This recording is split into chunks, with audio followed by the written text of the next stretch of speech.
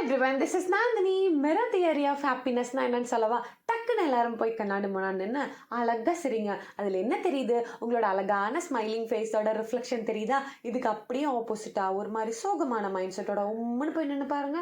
நமக்கே நம்மளை வந்து பார்க்க பிடிக்காது. சேம் கான்செப்ட் தான் லைஃப்பில் நடக்கிற எல்லா விஷயத்துக்குமே வந்து அப்ளை ஆகுது. நீங்கள் ஹாப்பியாக இருந்து பாசிட்டிவாக இருந்தீங்கன்னா சுற்றி நடக்கிற எல்லா விஷயமே அழகாக தெரியும் உங்கள் கண்ணுக்கு. நல்ல நல்ல ஆப்பர்ச்சுனிட்டிஸ் உங்களை தேடி வரும். நல்ல நல்ல பீப்புளோட கான்டாக்ட் கிடைக்கும். லைஃபே ஒரு மாதிரி ஹாப்பியாக வந்து போகும்.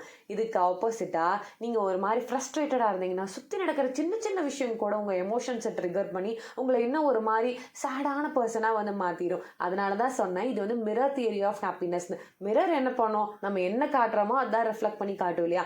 அதே கான்செப்ட் தாங்க லைஃப்லேயும். நீங்கள் ரொம்ப நாள் கழிச்சு யாரையாவது பார்க்குறீங்க, நீங்கள் ஜாலியாக சிரித்து பேசினா தான் அவங்களும் வந்து சிரித்து பேசுவாங்க. நீங்கள் ஒரு மாதிரி உமன் பேசுனீங்கன்னா அவங்களும் திரும்ப அப்படி தான் வந்து பேசுவாங்க.